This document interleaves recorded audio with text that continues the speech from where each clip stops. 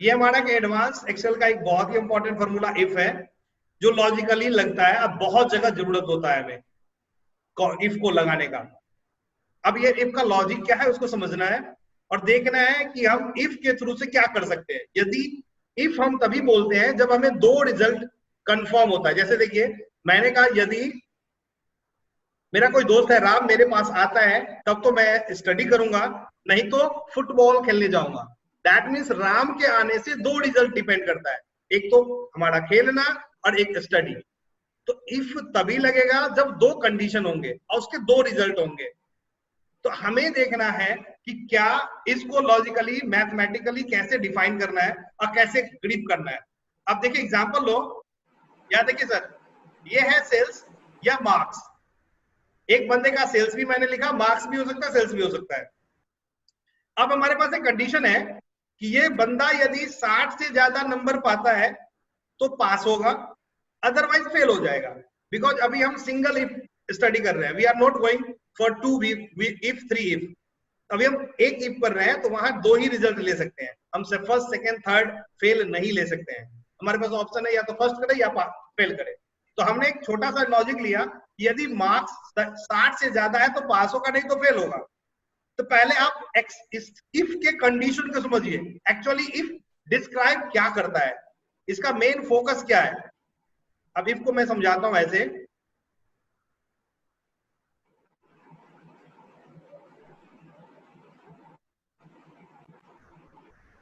यदि आप लॉजिक समझेंगे तो बहुत आसानी से लगा पड़ेंगे। देखो इफ करता क्या है। इफ यदि मैं स्टोरी लेता हूं कि राम कम्स, यदि राम आता है, दिस इज कंडीशन, कॉमा, तो हम क्या करेंगे, खेलने जाएंगे, प्ले, नहीं तो हम क्या करेंगे, स्टडी करेंगे। इसके लॉजिक को समझिए, क्या इफ क्या बताता है। राम कम्स का मतलब हुआ राम का आना, दिस इज कंडीशन।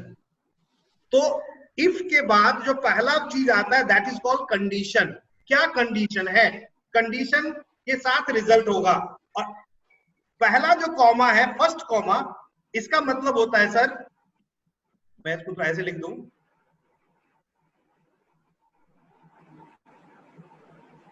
ये जो फर्स्ट कॉमा है इसका मतलब होता है देन। तो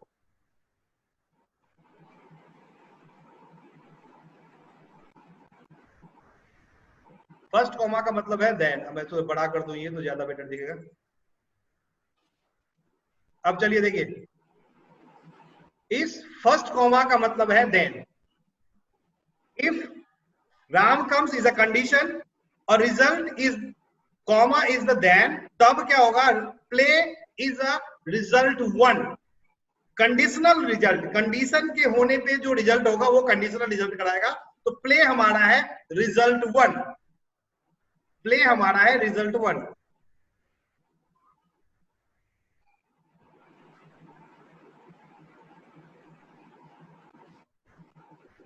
देखिए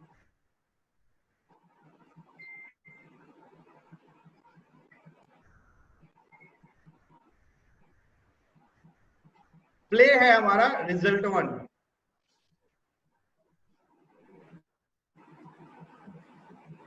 रिजल्ट वन। नेक्स्ट जो कॉमा है, नेक्स्ट कॉमा का मतलब होता है सर अदरवाइज, नहीं तो। नेक्स्ट कॉमा का मतलब है अदरवाइज।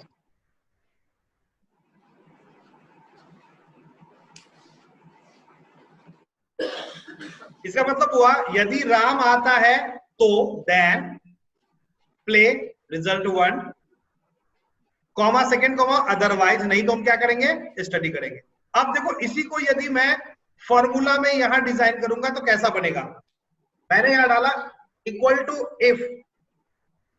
अब देखो हमारा सर लॉजिक यहां सेट है कि मार्क्स ग्रेटर देन 60, तो हमारा कंडीशन है ये मार्क्स ग्रेटर देन 60। कई लोग ऐसे नोट करते हैं marks greater than 60, but it is not logic. यहाँ मार्क्स का मतलब क्या है ये समझना है। आप यदि आपने कंडीशन बनाया रिजल्ट आ जाएगा। मार्क्स का मतलब यहाँ है इससे। तो मार्क्स के लिए आपको इसको सेलेक्ट करना है, ना कि मार्क्स लिखना है। आपने सिलेक्ट क्या किया, ये पेज आपको मिल जाएगा प्रैक्टिस के लिए। मैं आपको सेम ये जो प्रैक्टिस वाले पेज है मैं आपको दूंगा, you can check it and आप प्रैक्टिस कर सकते हैं, उसमें सब कुछ दिखेगा। ये देखिए यहाँ मैंने लिखा मार्क्स, मार्क्स अब है ग्रेटर देन 60, मैंने डाला ग्रेटर देन 60। चलिए हमने यहाँ क्या लिखा ऊपर sir, marks greater than 60, condition clear है। देन कॉमा, कॉमा का मतलब देन, फिर रिजल्ट 1। यदि बंदे का 60 से बड़ा मार्क्स है, रिजल्ट हमारा क्या है, पास, तो हमें लिखना है पास। डबल कोड के अंदर पीए डबल एस, हम डबल कोड इसलिए यूज करते हैं बिकॉज अल्फाबेटिक नंबर को कभी भी, अल्फाबेटिक नंबर जो है कभी भी बिना डबल कोड का एक्सेल में नहीं लिखा जाता है। न्यूमेरिकल हम सीधे लिख सकते हैं। फिर अभी मैंने कहा था सर देखो, Ram comes comma then play, फिर कॉमा डालना है अदरवाइज के लिए, तो यहां फिर एक कॉमा डालेंगे। अदरवाइज क्या होगा, बंदा फेल हो जाएगा, तो हम इसे डबल कोड में फेल लिखेंगे, ठीक है। और मैंने ब्रैकेट बंद करी, एंटर मारा। देखिए अब इसको खींच दीजिए अपने आप, देखिए जितने 60 से बड़े होंगे सारे फर्स्ट हो जाएंगे, पास हो जाएंगे, और जितने 60 से छोटे हैं वो फेल हो गए। सपोज करो मैं 60 करता हूं तो क्या होगा, फिर भी फेल होगा, बिकॉज मैंने यहाँ ये लिखा था कि 60 से बड़ा पास करेगा, 60 पास फर्स्ट पास नहीं करेगा। यदि मुझे 60 को फर्स्ट पास कराना है तो डबल क्लिक करके यहाँ इक्वल टू भी डाल देना पड़ेगा कि 60 के बराबर या बड़ा। अब इंटर मारिए, अब इसे कीजिए, अब आप 60 डाल के देखिए, पास हो जाएगा। 60 डाल के देखिए, पास हो जाएगा। तो ये एक सिंपल इफ फॉर्मूला था, इसको हम एक बार और रिपीट करते हैं, फिर हम डबल इफ पढ़ेंगे, डबल इफ का कैसे यूज होता है। देखिए सर नेक्स्ट हम आते हैं सेल्स पे, न्यूमेरिकल पे थोड़ा वर्क करते हैं। सपोज करते हैं सेल्स, सेल्स मतलब यही, ये सेल्स भी है, सेल्स 70 से बड़ा है। यदि किसी बंदे ने 70 पीस से ज्यादा सेल किया तो उसे 500 रुपया हम बोनस देंगे, और कम वाले को 0 देंगे। हमारा यही प्लान है, 70 पीस से ज्यादा बेचने वाले को 500 देंगे और कम वाले को 0 देंगे। अब हम किसको लगाएंगे यहाँ, इफ लॉजिक सेट करना है। सबसे पहले मुझे सेल्स सेलेक्ट करना है, सेल्स का मतलब ये सेलेक्ट करना है, ग्रेटर देन 70, देन कॉमा मतलब देन हम क्या देना है 500, फिर कॉमा नहीं तो 0। सिंपल इसमें था, 70 से ऊपर 500 नहीं तो 0, ब्रैकेट 1 इंटर मारिए, एक बार में देखिए रिजल्ट आ गया। जितने भी 70 से बड़े होंगे सबको 500 मिल जाएगा और नीचे वाले को 0 मिल जाएगा। ये तो ऐसा हुआ, हम ऐसा भी कर सकते हैं कि भाई इतना करेगा तो इतना देंगे, इतना करेगा तो इतना देंगे, इससे कम करेगा तो 0 देंगे। मतलब हम डबल इफ भी यूज कर सकते हैं। डबल इफ कैसे यूज करेंगे सो देखिए। अब इसी कंडीशन को यदि मैं ब्रॉड करता हूं तो कैसे बढ़ेगा ये, मैंने कहा if Ram comes we play, otherwise study. अब यहां दूसरा बंदा भी आने को होगा। अब मैंने 2 बंदा ले आया, एक का राम दूसरा श्याम। मैंने कहा यदि राम आता है, someone is coming, okay? मैंने कहा यदि राम आता है तो मैं खेलूंगा, और यदि श्याम आता है तो मैं मूवी देखने जाऊंगा, नहीं कोई नहीं आता है तो मैं पढ़ाई करूंगा। That means double condition, Ram का आना एक रिजल्ट, श्याम का आना एक रिजल्ट, अब plus third condition is our thing, मतलब इसमें डबल इफ है। एक तो इफ राम कम्स और दूसरा इफ श्याम कम्स। तो यहां डबल इफ कैसे लगाएंगे तो देखिए, यहां मैंने लिखा if Ram comes play, same चीज को हम कॉपी पेस्ट करते हैं, एक मिनट, इसको मैंने कॉपी किया, अब मैंने इसको यहां पेस्ट कर दिया, बड़ा करता हूं थोड़ा और इसको ब्रॉड करता हूं। अब इसमें if Ram comes then play, play के बाद क्या होगा, कॉमा के बाद फिर दोबारा इफ आ जाएगा, if Shyam comes comma then हम क्या करेंगे, मूवी जाएंगे, अदरवाइज प्ले, डबल ब्रैकेट बंद हो जाएगा। मतलब इसमें आपको कॉमा का वैल्यू समझना बहुत जरूरी है। 90% लोग कॉमा डालने का जगह गलत करने की वजह से रिजल्ट गलत कर देते हैं। फर्स्ट जो कॉमा है राम के बाद, राम कम्स के बाद, इसका मतलब होता है देन। यदि राम आता है तो प्ले मतलब गेम खेलेंगे। और दूसरा जो इफ है, यहां अदरवाइज था, यहां दूसरा कॉमा का मतलब हो जाता है एंड। और if Ram comes then play, and if Shyam comes, यहां सेकेंड कॉमा का मतलब एंड हो गया, and if Shyam comes then movie, otherwise study. Last वाला कॉमा का मतलब अदरवाइज है। मतलब आपको दो रिजल्ट कंडीशन से आएगा, तीसरा ऑटोमेटिक आ जाएगा। सपोज करो मैं ऐसे बोलता हूं तो कैसे रिजल्ट आएगा। मैंने कहा 60 नंबर से ज्यादा लेने वाला फर्स्ट कर गया, 45 से 60 के बीच का नंबर प्राप्त करने वाला सेकंड कर गया, और जो 45 से कम नंबर किया वो फेल कर गया। इसको हम लॉजिकली ऐसे भी बोल सकते हैं कि 60 से ऊपर फर्स्ट कर जाएगा, 45 से नीचे फेल कर जाएगा, और जो बच गया वो क्या कर जाएगा, सेकंड कर जाएगा। कंडीशन तो क्लियर है ना, जब ऊपर वाला फर्स्ट नीचे वाला फेल, तो बीच वाला को आपको कंडीशन डिजाइन करने की जरूरत नहीं है, वो ऑटोमेटिक अदरवाइज में आ जाएगा। अब इसी फॉर्मूला को देखिए, यदि मैं यहां इंपोज करता हूं तो क्या रिजल्ट आता है। याद रखना है कॉमा कहां लगना है, फर्स्ट रिजल्ट के बाद कॉमा के बाद दूसरा इफ इंपोज करना जरूरी है। फर्स्ट रिजल्ट के बाद दूसरा इफ लाना है। अब चलो देखो, मैंने एग्जांपल बताया, यदि मार्क्स 60 से बड़ा है तो बंदा फर्स्ट करता है, या बराबर है, 60 भी है तो फर्स्ट करता है। 45 से बड़ा है मार्क्स लेकिन 60 से छोटा है, मतलब 45 से 60 के बीच में है, तो बंदा सेकंड कर जाता है। इक्वल टू लिखा है, इसका मतलब 45 वाला भी सेकंड करेगा। और 45 से यदि छोटा है मार्क्स तो वो फेल कर जाता है। तो हमें क्या करना है, हमें बताना है कि यदि मार्क्स 60 से बड़ा है तो फर्स्ट, अब 45 से कम है तो फेल, अदरवाइज सेकंड। हमें बड़ा और छोटा को लेकर फॉर्मूला बनाना है और बीच वाले को अदरवाइज में रख लेना है, ताकि ये जो कॉम्प्लिकेटेड जो लग रहा है ग्रेटर देन इक्वल टू, ये मुझे डिजाइन में डालना ना पड़े। तो हम क्या डालेंगे, if marks greater than 60 first, and if, दूसरा if marks less than 45 fail, comma second. बीच वाले का हम कोई कंडीशन लिखेंगे। जैसे देखिए, अब मैं यहां नोट कर रहा हूं, इफ, अब देखिए मार्क्स ग्रेटर देन 60 के लिए मैंने बोला था, मार्क्स के लिए मार्क्स को सेलेक्ट करना है आपको, कभी मार्क्स नोट नहीं करना है। Marks greater than, equal to भी लिखा हुआ है यहां देखो, दैट मींस हम इक्वल टू डालेंगे, इक्वल टू 60,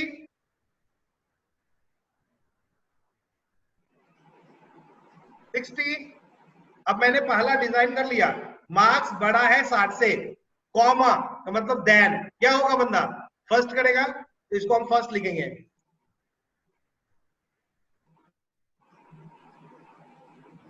कॉमा, मैंने बोला था सेकेंड कॉमा के बाद दूसरा इफ आएगा।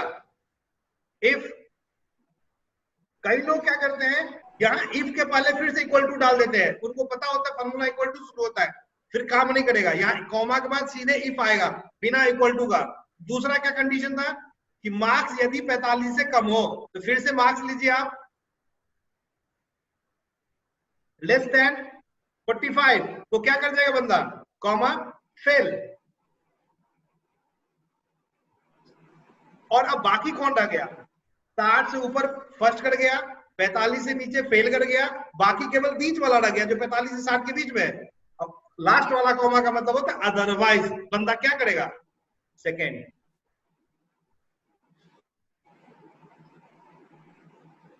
आपको याद रखना है, पहला कंडीशन पहला रिजल्ट, दूसरा कंडीशन दूसरा रिजल्ट, अदरवाइज फाइनल रिजल्ट। अब जैसे इंटर करेंगे, अब आप देखो डबल ब्रैकेट बंद हुआ, यहां देख के करिए, देखिए 60 पे फट कर रहा है सर, 45 कर रहे हैं तो सेकंड कर रहा है, बिकॉज यहां मैंने इक्वल टू 45 पे सेकंड था। और यदि मैं इसी को 44 कर रहा हूं, देखिए फेल हो जा रहा है। और बीच में कोई भी नंबर ले लो, 50, 56, 55 ले लीजिए, सेकंड कट जाएगा। तो इजीली हम डबल इफ का यूज कर सकते हैं। केवल आपको ये लॉजिक पता होना चाहिए कि if Ram comes then second comma के बाद इफ दूसरा डालना है, दूसरा कंडीशन डालना है, और लास्ट रिजल्ट जो है वो लास्ट में इंपोज होगा। अब इसको देखिए, यदि एक जगह और सेल्स में लाए तो कैसा होगा ये सेल्स में। अब परसेंटेज वाला जैसे इंसेंटिव इंसेंटिव हम डालते हैं तो वहां भी लॉजिकली बहुत काम में आएगा। जब आपके पास ना कोई कंडीशन हो कि इतना सेल किया इतना दे दो, इतना सेल किया इतना दे दो, तो आप इफ का यूज बहुत आसानी से करके पूरी डेटा को एक बार में करेक्ट कर सकते हैं। यहां देखिए, सेल्स यदि 70 से बड़ा या बराबर है तो 20%। इस बड़ा बराबर का लॉजिक ये है, जिधर डबल फेस होगा वो बड़ा होगा। सेल्स के तरफ डबल फेस है तो सेल्स बड़ा है, किससे? 70 से। तो 20% का मुझे क्या देना है उस बंदे को? इंसेंटिव देना है। क्या 20%? जितना बंदे ने इनकम किया उसका 20%। ठीक है। और मान लीजिए ये जो 40-55 है ना, ये के है। के मतलब 1000 है, नॉट अ पीस है। ये आपको लॉजिकली समझना पड़ेगा कि ये सेल्स है ना, पीस नहीं है, बल्कि 1000 में है, तब ज्यादा इजी होगा समझने में। अब चलिए, मैंने यहाँ कहा 70 से ज्यादा किया तो 20% दूंगा मैं इंसेंटिव। 50 से 70 के बीच में किया तो 10%। अब 50 से कम किया तो 5%। ये बोनस है हर एक बंदे को, सेल्स बोनस। सपोज करिए, तो मुझे सेल्स बोनस बनाना है, डबल इफ लगाना है, तो मैंने लिखा इफ। अब बताइए मुझे ऐसे डिजाइन करना है, सेल्स ग्रेटर देन 70। सबसे पहले सेल्स सेलेक्ट करना है, 8 ग्रेटर देन इक्वल टू लिखना है,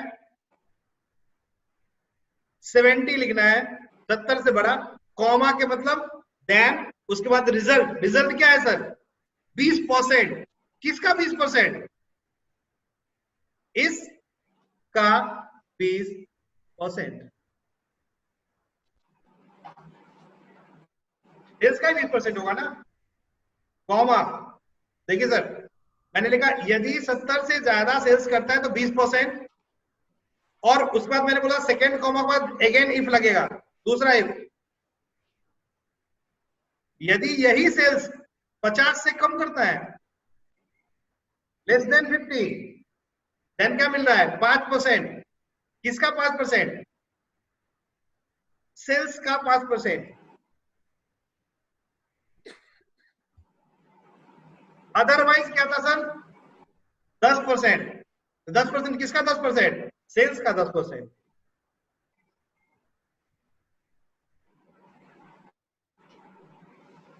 देखिए अपने आप आ गया, जिसका जितना परसेंट होगा। यदि इसको मैं 1000 में कर दूंगा, ऑटोमेटिक सही अमाउंट आ जाएगा। मतलब 55,000 है तो 5.5 के 5,500 रुपया हो गया उसका। तो हम ऐसे डबल इफ का यूज कर सकते हैं। इनकम टैक्स में बड़ा यूज होता है ये इफ का, बहुत यूज होता है कि यदि आपका 2.5 लाख से ऊपर है, 5 लाख तक है तो 5%, उससे ऊपर 20%, उससे ऊपर 30%। तो इफ का यूज बहुत ही अच्छा होता है इनकम टैक्स में। हम बहुत ज्यादा प्रॉपरली यूज करते हैं इनकम टैक्स में इसका, इफ का। किसी को कोई इश्यू है, कहीं लग रहा है कि? चलिए श्वेता, मैं आगे कर रहा हूं।